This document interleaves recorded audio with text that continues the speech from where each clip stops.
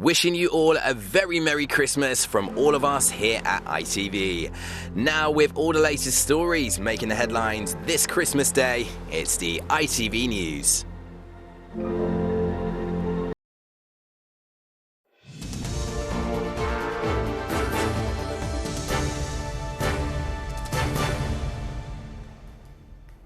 Good afternoon, I'm Yasmin Bodalbhai.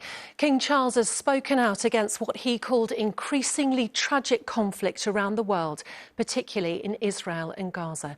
But in his Christmas message, he also praised the selfless army of people who care for others. Our royal editor Chris Shipp reports.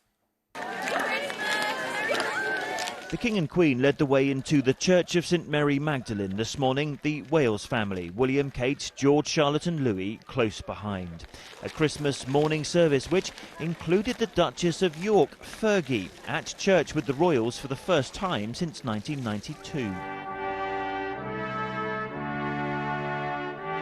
And after his first full year as king, a Christmas Day message that Charles III could truly call his own.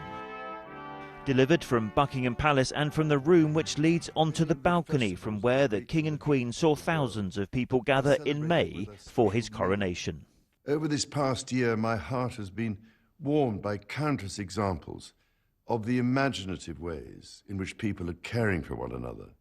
My wife and I were delighted when hundreds of representatives of that selfless army of people were able to join us in Westminster Abbey for the coronation earlier this year. And for a king who has worked for decades to promote tolerance between faiths, a moment to acknowledge this year's suffering in the land of Jesus' birth in Israel and Gaza. At a time of increasingly tragic conflict around the world, I pray that we can also do all in our power to protect each other. The words of Jesus seem more than ever relevant. Do to others as you would have them do to you. The royal family's Christmas Day traditions continue with King Charles as much as they did for the late Queen, but this year younger faces came together with some from the past on Christmas Day. Chris Shipp, ITV News. Well, religious leaders have also reflected on conflict in their Christmas messages.